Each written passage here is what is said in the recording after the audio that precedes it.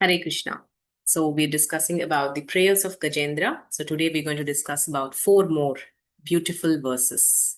So today I will speak about two very amazing concepts. Please listen attentively.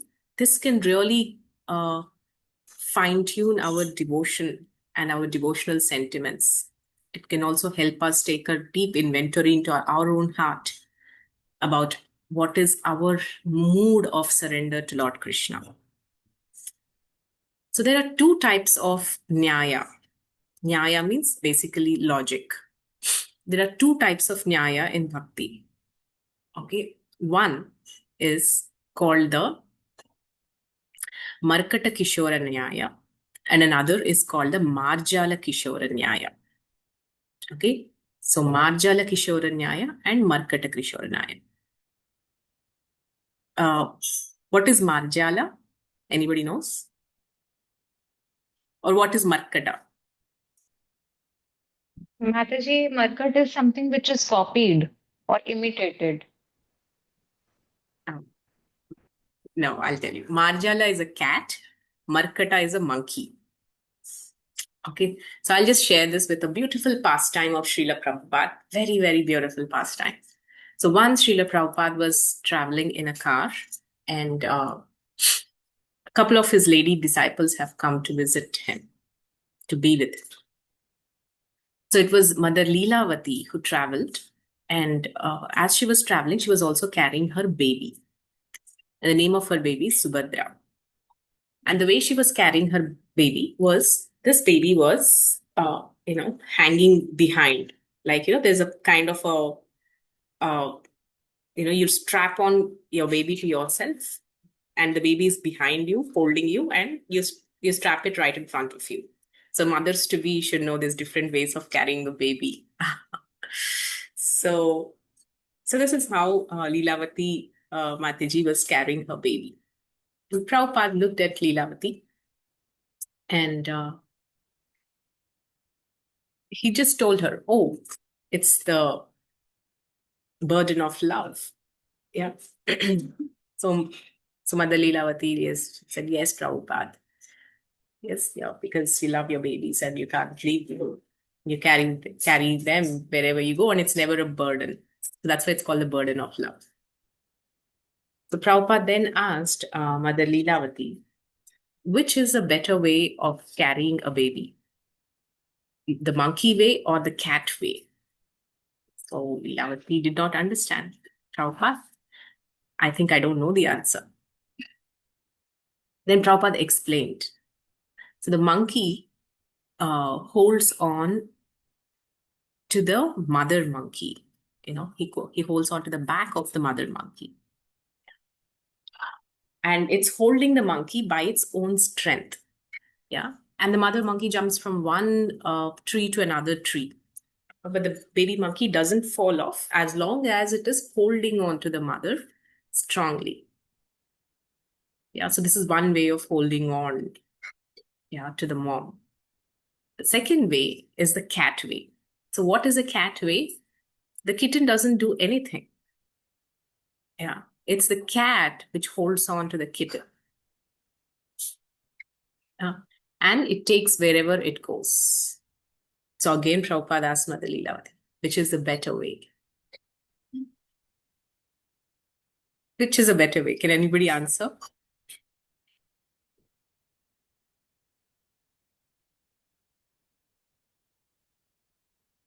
Could you understand, appreciate the difference between these two? The monkey way and the cat way? Mataji, monkey way is a better way. Monkey way is a better way. The baby is only holding on to the monkey. Okay, the kitten? All right, can you explain why and how? Yeah, Praise, you have something to say? No, Mataji, I'll wait. Yes. Okay, so let us try to understand this. So Leelavati said, Mother Leelavati said, Prabhupada, it's the cat way. So Prabhupada said, yes, you're right. So the monkey way is called the yogi. Yeah. And the cat way is the bhakta. How do we understand this? A yogi puts in his own effort. He depends on his own effort to surrender to the Lord. Yeah, that's his mood. And these people actually hold on to the lotus feet of the Lord, and despite any number of difficulties, and they actually go on to achieve great things also. Yeah, but it's the yogi way. That is, they're depending on their strength. But here, the crux is the personal strength. The strength of the jiva is very weak and fragile. It runs the danger of falling anyway, at any time. Yeah. But the cat way is the bhakta way. Why it is a bhakta way? It is complete surrender to Krishna. And as Prabhupada was explaining this, he just held his hands in the air and he said, it's complete surrender to Krishna.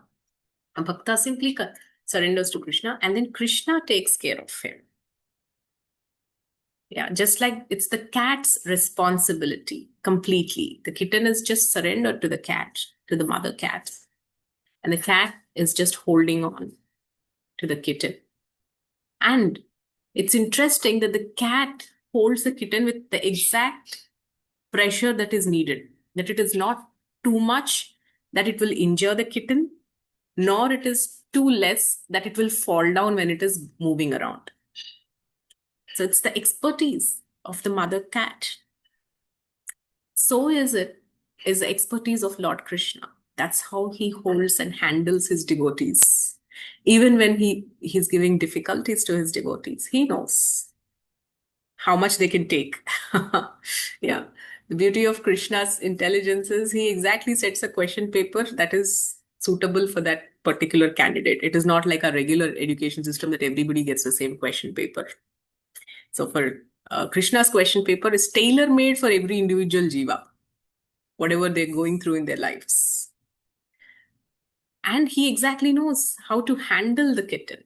I mean, how to handle the devotee, just like the cat exactly knows how to handle the kitten. So this is complete surrender, Purna Sharanagati. The kitten is no ordinary kitten, in the sense the bhakta. This is something that cannot be experienced by a Mishrita Bhakta, who is depending on one's own strength. Yeah. This is the mood of surrender of a pure devotee of the Lord. And after a great period of intense sadhana, a devotee elevates himself or herself to that standard where they're completely surrendered to the Lord, and they have actually pleased the Lord so much that the Lord agrees to become their everything and take care of their everything. Yeah. Tesham satata yuktanam bhajatam priti satata yuktanam, who are completely surrendered to him, who think of him 24/7. To such devotees, Krishna willingly, uh, takes responsibility for their life. Yeah, just like the cat does to the kitten, in reciprocation to the complete surrender of the devotee. Yeah. And their surrender is that Krishna, wherever you take me, wherever you keep me, it's up to you. These are the exact words written explaining the Marjala Kishora Nyaya. Marjala Kishora Nyaya is the baby kitten is thinking that, wherever you keep me, I'm fine about it. Just like a pure devotee in complete surrender to Krishna doesn't ask for anything. It says, Krishna, wherever you keep me, it's up to you. I remember this when many years ago when I went to Pune, there was one Mataji, I was very new into devotion. She was going through a lot of difficulty in her life, and I was also in a similar phase of my mother going through a lot of health crisis. It was a very difficult period. That time she told, uh, in Hindi, she spoke these words. Krishna हमको जिधर रखते हैं उधर ही रहना पड़ेगा. So that time I felt that, Ari, this this sounds a little too intense for me. But later I understood how deep is her surrender. Yeah. Wherever Krishna keeps me, we have to accept that position with gratitude. So that is a voluntary surrender of the devotee to Krishna. So that is Markata Kishora Nyaya versus Marjala Kishora Nyaya. That is the surrender of a yogi compared to the surrender of a devotee, which is higher, where the devotee is not depending on his strength, but is completely surrendered to the will of Krishna. Completely surrendered means no complaints. Yeah, it's easier said, but it's a very advanced stage where a devotee, develops more and more faith. See, surrender is not something artificial that, we raise the hands and say, Krishna, I surrender to you, but internally we still hold on to our own anchors. Yeah. It starts with external. So when we are dancing in a kirtan, we raise our hands, or when we go in front of the deities, we raise our hands. This is a typical of Gaudiya Vaishnava expression of surrender to Lord Krishna. It has very deep meaning. That means I'm not holding on to any pseudo anchors that this world is offering. My only anchor is your mercy, your lotus feet of Krishna. Yeah. So in this light, we are going to study these beautiful prayers of Gajendra, which are really, really ecstatic. And today's fourth verse will actually end with this aspect of surrender, which I'm talking about. Yeah. The Marjala Kishora Nyaya. So let us proceed.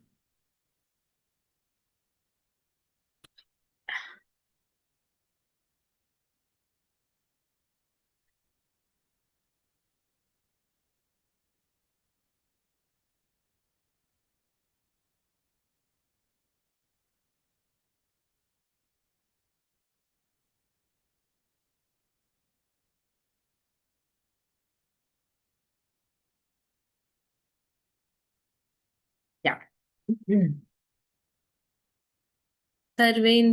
Reading from Srimad Bhagavatam, Canto 8, Chapter 3, titled Gajendra's Prayers of Surrender, verse number 14. Sarvendriya Gunadrashtre Sarva Pratyaya Hetave Asatachaya Yoktaya Sadabhasaya Te Namaha. My Lord, you are the observer of all the objectives of the senses. Without your mercy, there is no possibility of solving the problems of doubts. The material world is just like a shadow resembling you. Indeed, one accepts this material world as real because it gives a glimpse of your existence. Yeah.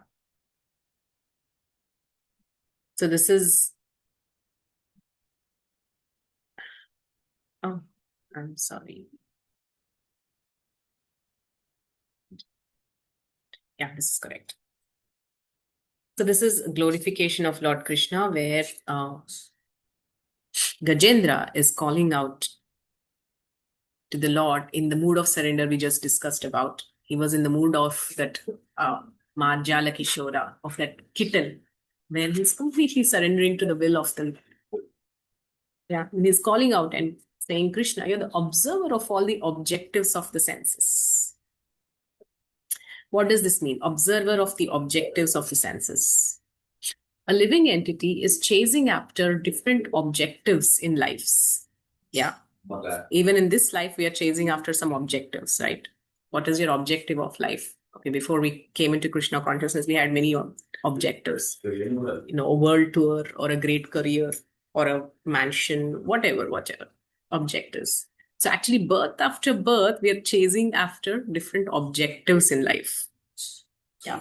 And interestingly, at the end of life, we forget that objective.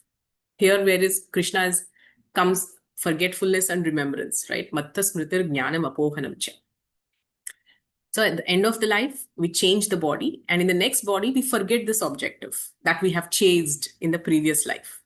But Krishna, as the Paramatma, and who's the knower of all your thoughts and desires through lifetimes, he reminds you. Matta smritir jnanam apohanam cha. He also gives you the remembrance. He gives you the forgetfulness, because when you take birth, you don't remember your past life's objectives.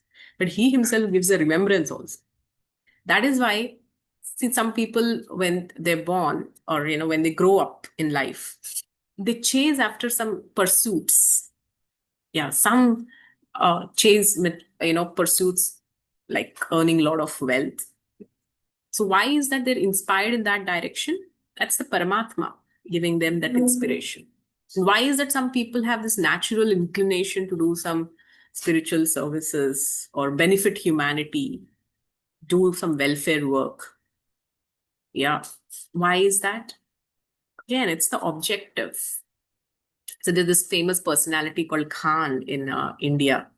During the COVID time, he had developed so many courses and ways and means of educating children. And because it was developed during the COVID time, he earned millions. He earned crores and crores through his academy, the Khan Academy. We all might know what Khan Academy is. But interestingly, what did he do with all the money that he has accumulated?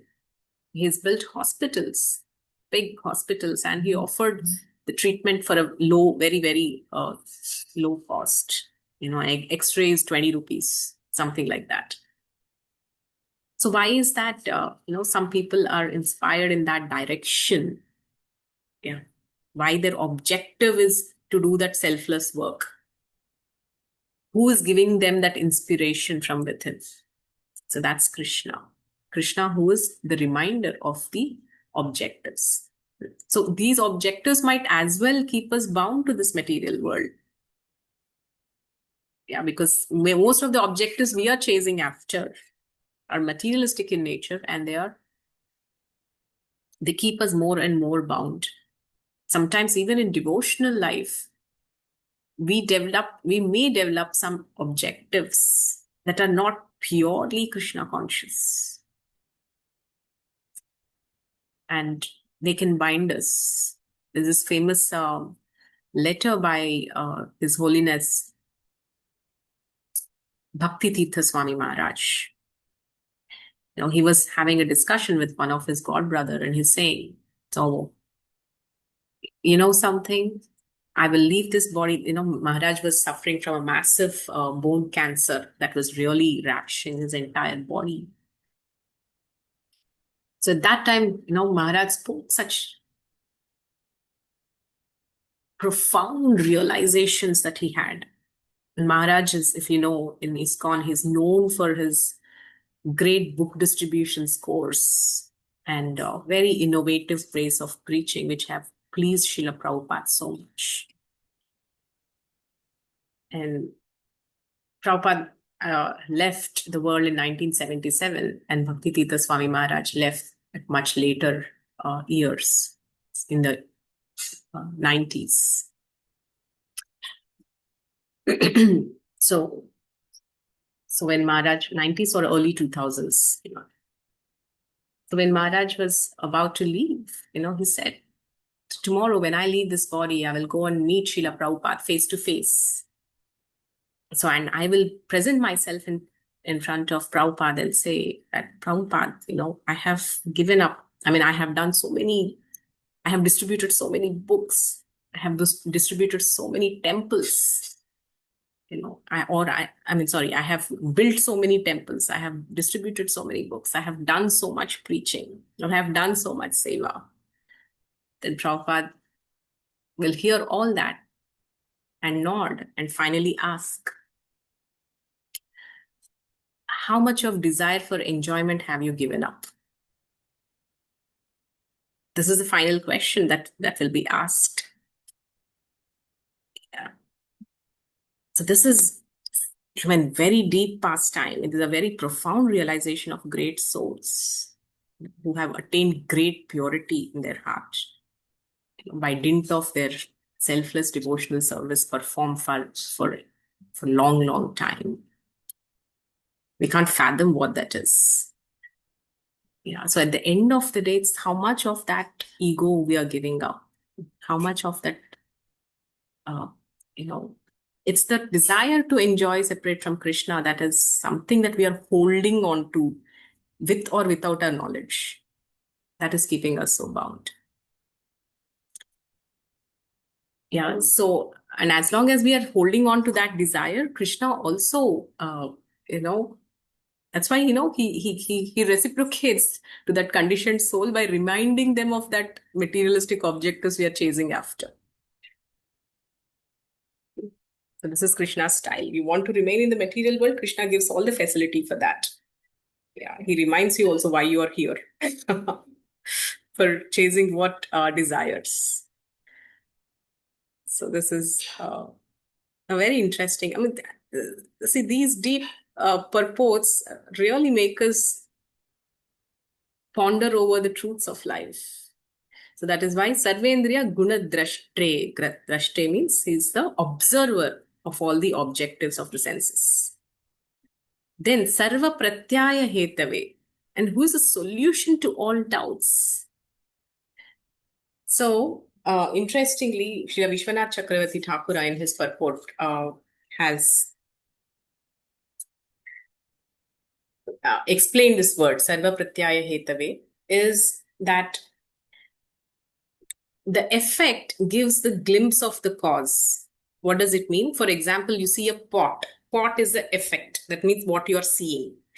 It makes us connect to the cause of this pot. How did this pot manifest? It is because a potter has come and, he has mixed the mud and he made this pot on the potter wheel. So the effect gives a glimpse of the cause. The effect is a pot. The cause is the potter. Yes, similarly, this material world is the effect. That means what we are seeing, like the pot.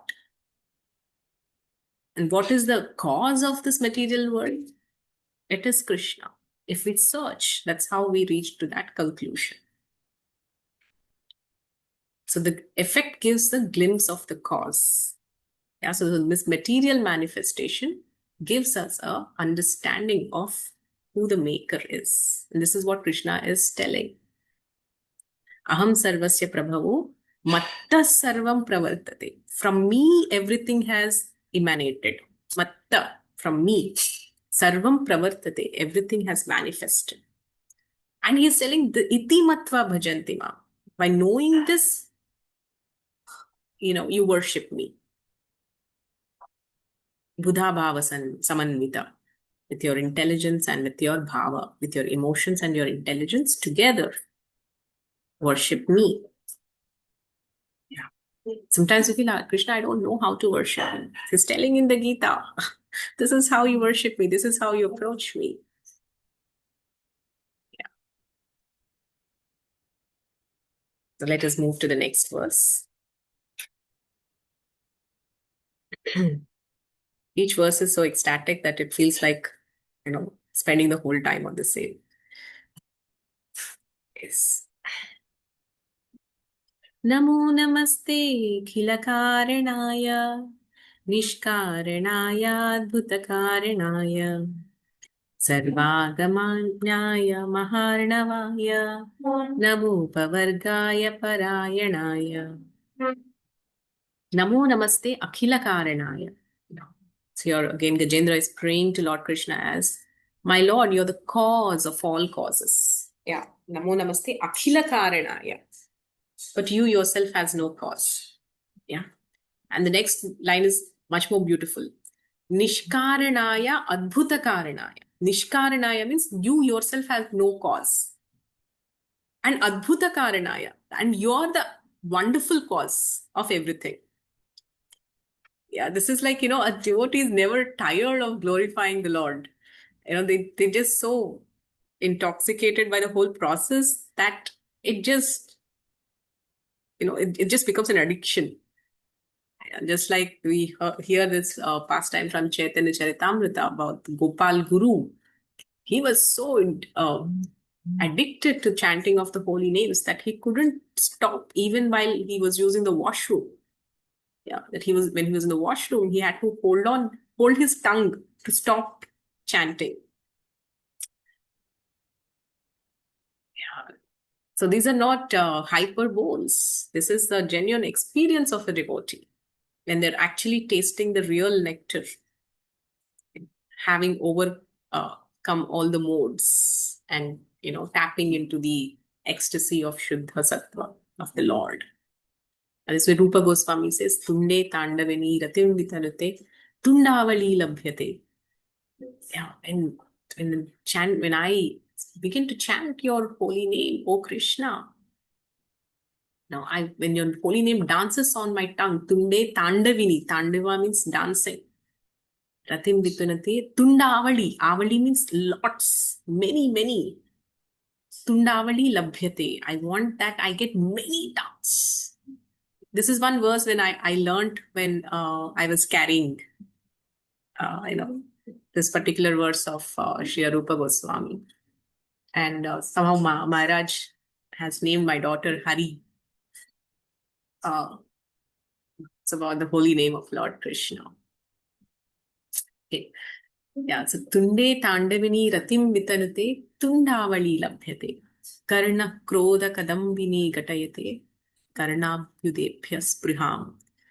So when this holy name, which has danced on the tongue, then touches the ears, Karnabhyudebhya, the eardrums. Yeah, then I wish I have millions of such ears. This is, personal ecstasy of Srila Rupa Goswami in which he wrote this verse.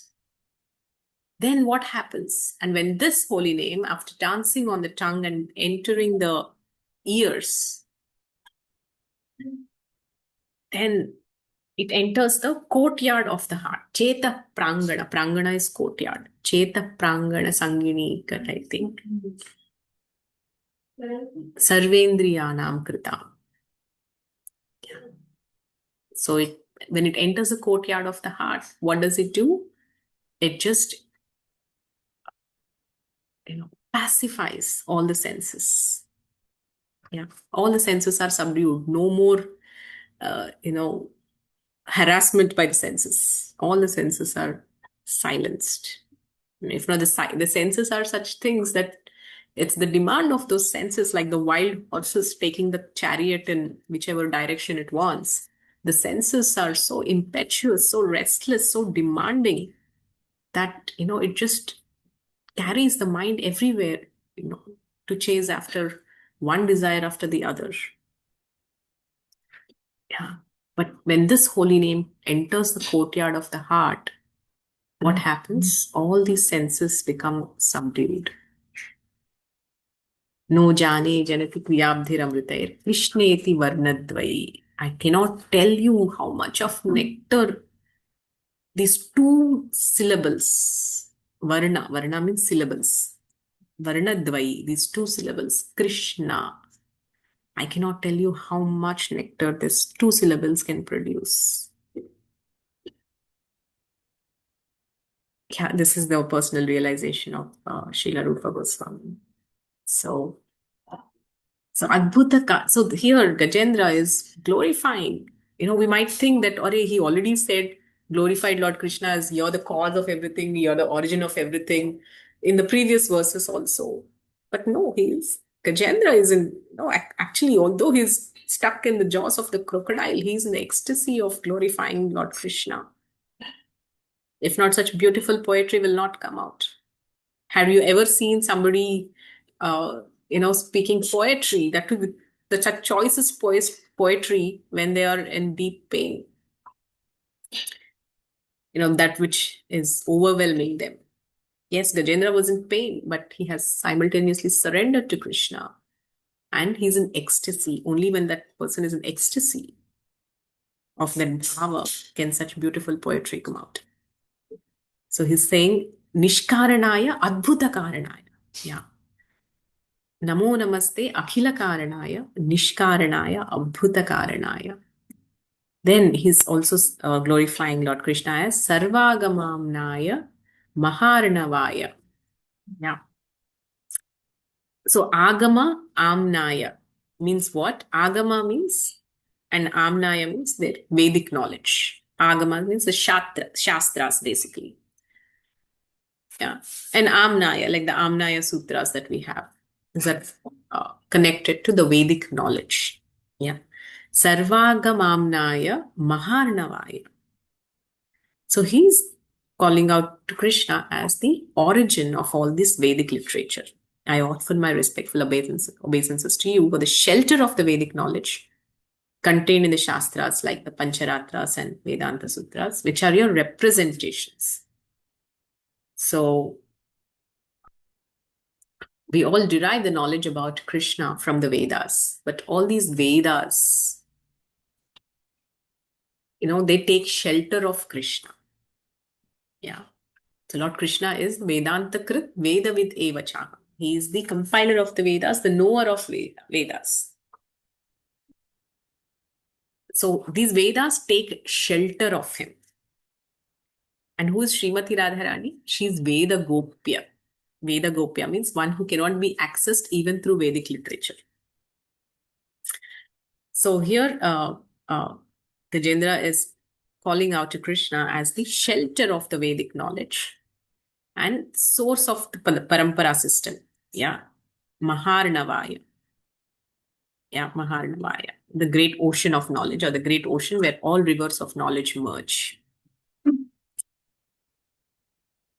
Then he's calling Krishna as Namo Pavargaya Parayanaya. Apavargaya. Apavarga. There is Pavarga and Apavarga. Pavarga means material endeavors. Bhama. Srila Prabhupada often tells what this Pavarga is. Yeah. Then Apavarga means liberation. And Krishna is the giver of that liberation. So his Gajendra is calling out to Krishna as Namo Apavargaya and Parayanaya. Parayanaya means shelter of all transcendentalists.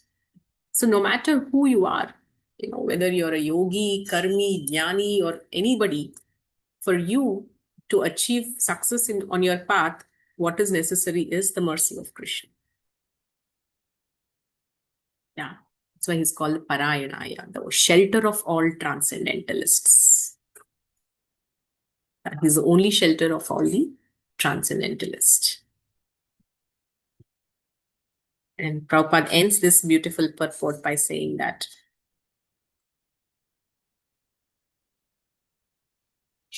so he is the ocean of all the Vedic knowledge. It flows towards him. Intelligent transcendentalists take shelter of the Supreme Personality of Godhead. Yeah. So even a karmi here's something very interesting. Even the karmi who wants everything for his enjoyment can get it from Krishna only. Even if you want to really enjoy, and for your enjoyment to be to the fullest, that can be given by Krishna only. Just like Dhruva Maharaj, he wanted such a big kingdom, bigger than his grandfather Brahma's. That's unimaginable. I mean, we cannot even desire so much. That was a desire of the Dhruva Maharaj. And Lord Krishna fulfilled that desire, even after he got over the desire. Yeah, so this is what Krishna can give. But oftentimes we approach Krishna with little desires. So it's like when you approach a king, you don't ask for a few brinjals. So if you're approaching Krishna, oftentimes we present with our desires, which are like those brinjals. Makes no sense. Peanuts. So that's what Kulashekar Alvar says. He glorifies the Lord as Nathena Purushottametri Jagatam Ekadhipe Chetasa Sevye Swasya Padasya Dhatari Pare Narayane Tishtati. Yeah. So Narayana, Lord Narayana is waiting to share his personal domain with everybody. But still, we are chasing after small desires. Yeah. Yam kinchit purusharthamam katipaye gramesham alparthadam. Yeah, alparthadam. For small favors. we are serving, the lords of this world. Like my boss at workplace. I mean, now tomorrow, don't become rebellious today. It has please trying to understand in the right sense. Gramesham alpathanam, for small, petty desires, or to fulfill those petty desires, we are serving the lords of this world. Yeah, and King Kulashekara Alvar is saying, Sevyaya Mrigaya Mahenaram, Aho Mudha Varakavayam. So unfortunate because he's the king, he's just feeling bad for his citizens. Mudha Varakavayam. These people are mudhas. Varaka means they're asses. Why? Because there, Lord Narayana is sitting and waiting to share his personal domain. You know, what is Vaikuntha? We can't imagine what Vaikuntha is, what opulence Vaikuntha has. It has no Janma, Mrityu, Jara, Vyadi. Everything is eternal. Everything is full of, it's spiritual. Yeah. Everything is permanent. There is no more distress, no more anxiety. It's all happiness. It's all ever after in reality, not just a fairy tale. That personal domain, Lord Narayana is waiting to share with you. How and what you're supposed to do for that? Sevye swasya pad. Yeah, Nathena Purushottame Ekadipe Chetasa, simply by serving with your mind. Yeah. Simply by serving the Lord with your mind, He's giving His personal domain to you. What kind of a merciful Lord He is. That's why He's called Bhuri Karunaya. We will see this in the next verse. He's extremely merciful.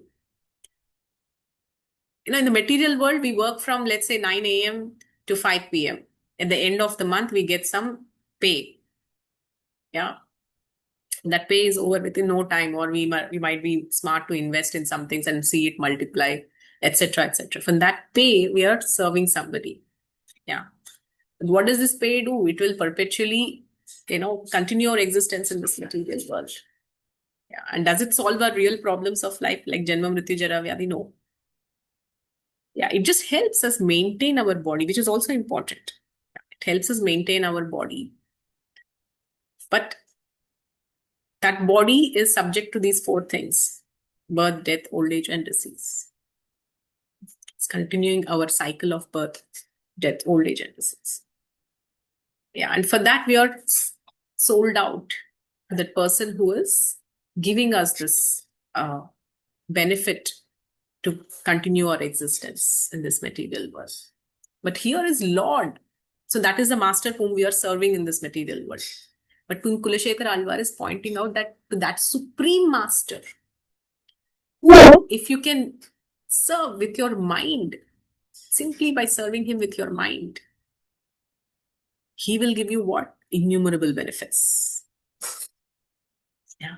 So we are just trying hard for a 3 BHK or a 4 BHK or a mansion here in this material world, which is so unstable, which is subject to so many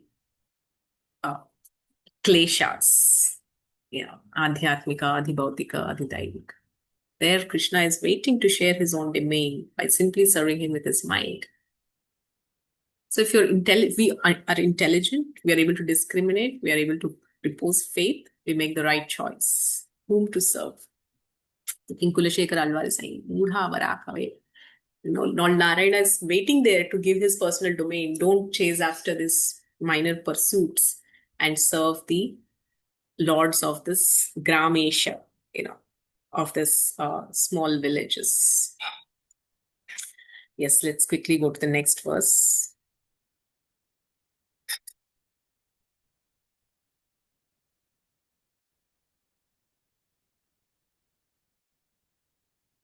Gunaranichanachid ushmapaya tatshobha vishpurjitamanasaya Naishkarmya bhavena vivarjitagama Swayam prakashaya namaskaromi. My Lord, as the fire in Arani wood is covered, you and your unlimited knowledge are covered by the material modes of nature. Your mind, however, is not attentive to the activities of the modes of nature. Very, very important. Just try to be attentive to this word. Your mind is not attentive to the activities of the modes of nature. Yeah. Those who are advanced in spiritual knowledge are not subject to the regulative principles directed in the Vedic literatures. Because such advanced souls are transcendental, you personally appear in their pure minds. Yeah. Therefore, I offer my respectful obeisance unto you. So now the question is, here in the verse, it is saying that Krishna is not attentive to the activities of the modes of material nature. So basically, a normal sadhaka who's still in the conditioned life, activities are mostly in the modes of nature. Then how do we catch the attention of Krishna when we are still situated in the modes? How can we get the attention of Krishna when we are still situated in the modes? So this is a very important question for a devotee, especially for a sadhaka who's just beginning to practice bhakti, who's just trying to enter spiritual life, who's a practitioner of bhakti yoga, who's still in modes. How can we get the attention of Krishna? Because Krishna is inattentive to what is performed in the modes, to the activities of modes of material nature. And here again, the verse is saying that those great souls who have pure minds, that means whose minds are purified of all the modes of material nature, they are always thinking about Krishna and Krishna is always thinking about them. Yes, so they are sorted. Yes, then what about sadhakas like us? So Srila Prabhupada in the purport writes very beautifully that for a sadhaka who is still situated in the modes of nature, modes of material nature, can approach the Supreme Lord and can catch the attention of the Supreme Lord Krishna by offering suitable prayers. This is why reading Bhagavatam and reading the prayers of pure devotees is so important. By simply reciting this, we actually catch the attention of Lord Krishna. Yeah. So this desire for attention is so intrinsic in relationships. Most of the relationships after the honeymoon phase of life, why they face so much of struggle? Because the woman feels that she's not getting the attention that she needs, and that complaint carries on for a long, long, long time until you transcend that desire or that need. So the attention seeking is an inherent nature. So we seek attention, and also we want to, why? Because we want to gain the attention of somebody. So that desire is nothing wrong, but try to gain that attention from the right person. And who is the right person? Krishna. Because once you get the attention of Krishna, you're sorted for your lifetimes. And how to do that? It's by offering prayers.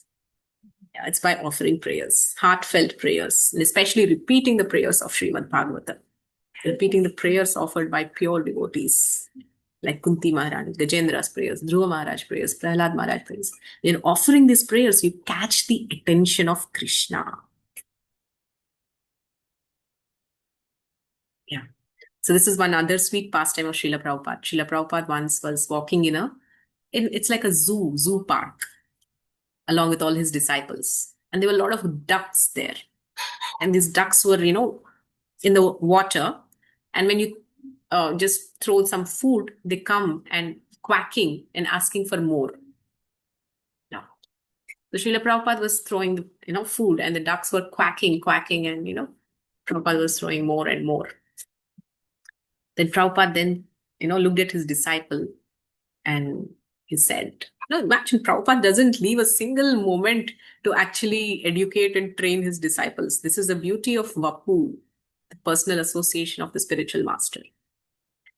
So Prabhupada looked at his disciple and said that look at these ducks. Why is that I'm giving more food to this duck? Because it's quacking more, and it's trying to grab more. It's calling out with more intensity. Quack, quack, quack, quack, quack. So whichever duck quacks more, you naturally tend to give more food initially to that duck. So is it with devotees. Yeah, the devotee should learn the art of gathering the attention, gaining the attention of Krishna. Yeah. So the more, with more intensity you call out for the mercy of the Lord, the more you will gain that attention. Yeah. So Srila Prabhupada said the same thing to his disciples. I will give the food to the duck which is quacking more. So you should learn the art of calling out to Krishna. And that's what actually these prayers help us cultivate. The art of calling out to Krishna. It's a very important art to learn.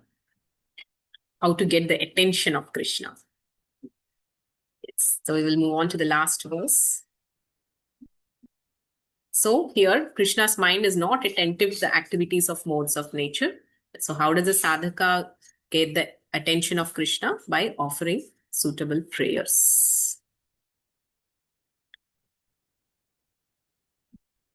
Madrik prapanna pachupasha vimokshanaaya मुक्ताय भूरिकरुणाय नमोलयाय स्वांशेन सर्वतनुभृन्मनसि प्रतीत प्रत्यग्दृशे भगवते बृहते नमस्ते.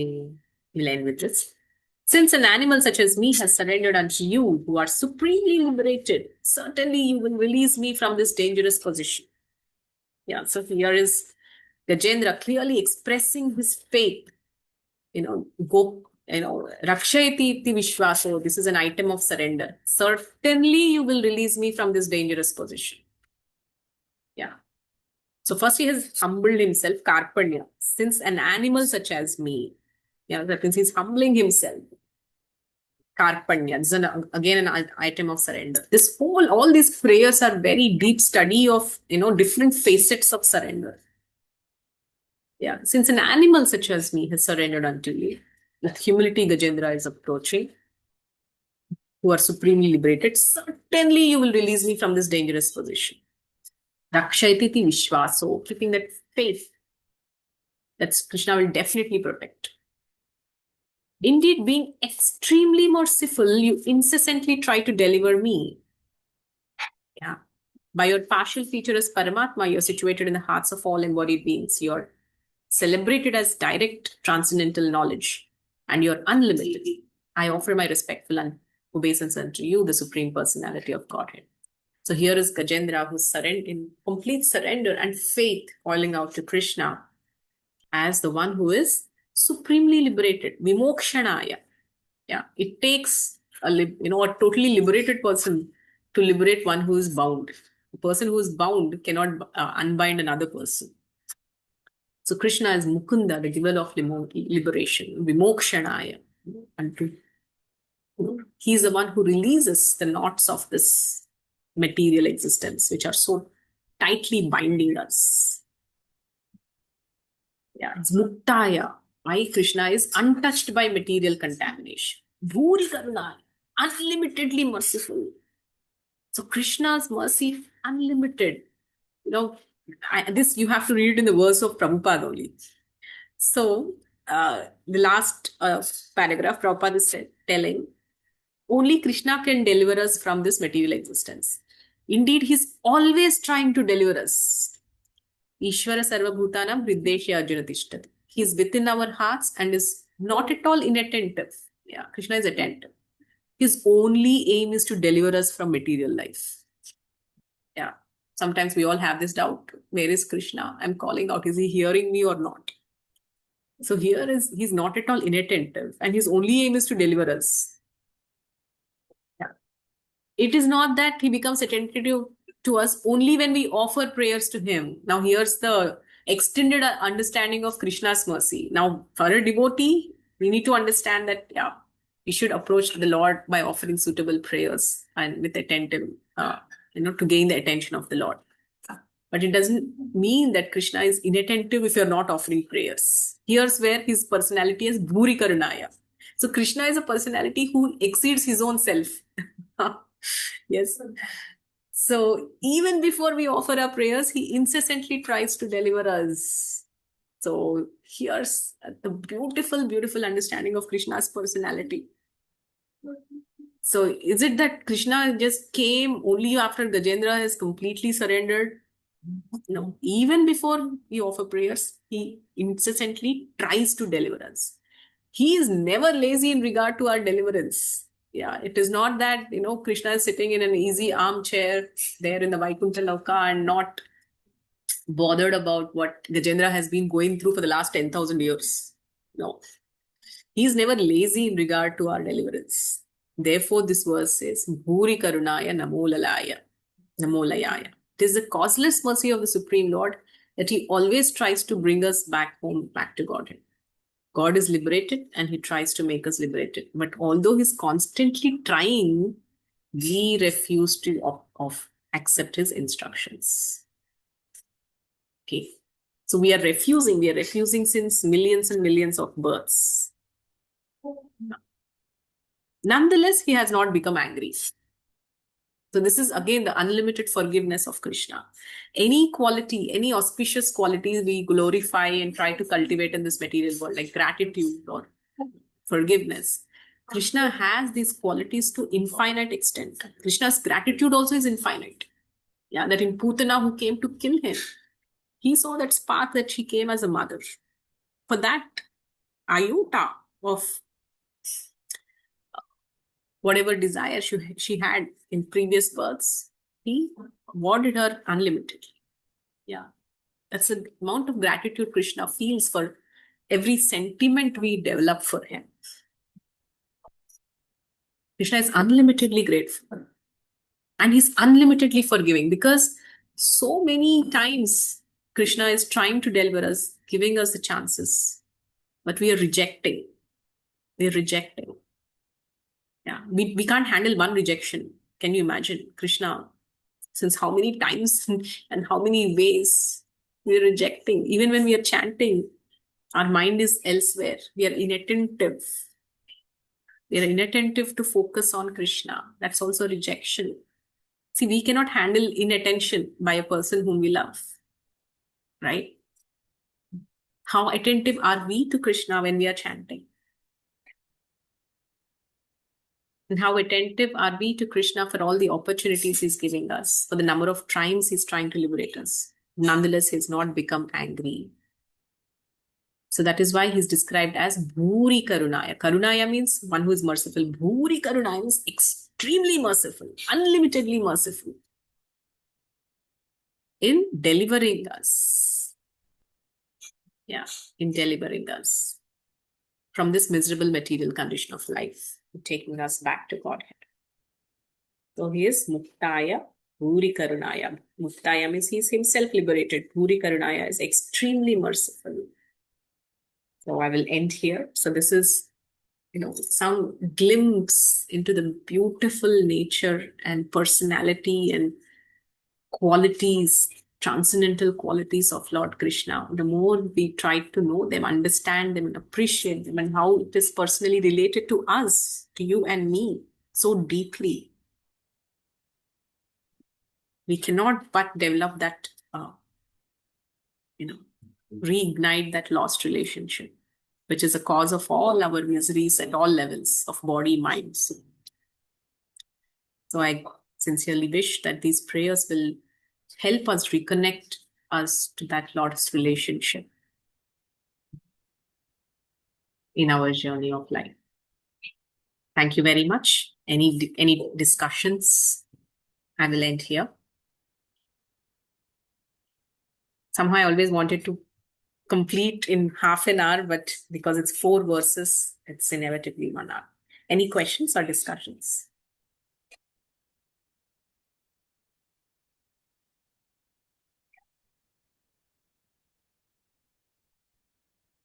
So I will just summarize what I spoke today. Today I spoke about the Markata and Marjala Nyaya, and we discussed about the 4 verses of Gajendra Moksha, where the first verse spoke about how Krishna is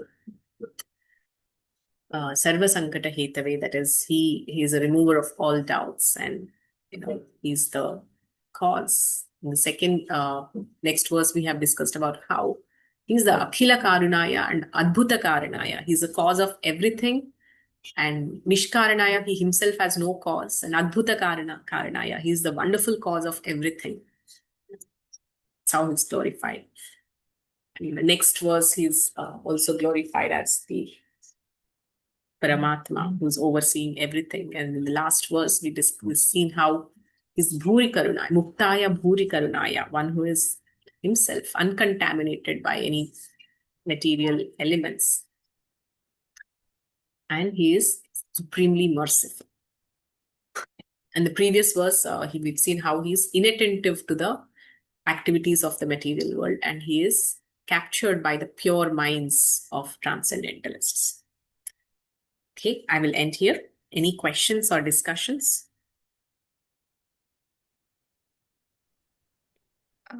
Hare Krishna Mataji. Hare Krishna. Yes, Bhavna. So I wanted to say that sometimes we make some mistakes, and as you said, we have to accept Krishna's instructions in order to gain his mercy. So when we make mistakes, aren't we making it hard for Krishna to forgive us? And how do we go back again and ask for mercy? Very sweet. Very sweet that, you're thinking in what it feels for Krishna to forgive me so many times. That's very nice. You have a beautiful devotional heart. That's why you're thinking from Krishna's perspective. You have a long, very beautiful path in the realm of relationships. Yeah. So coming to the how to address this feeling that yes, again and again we are committing, and how does Krishna feel about it?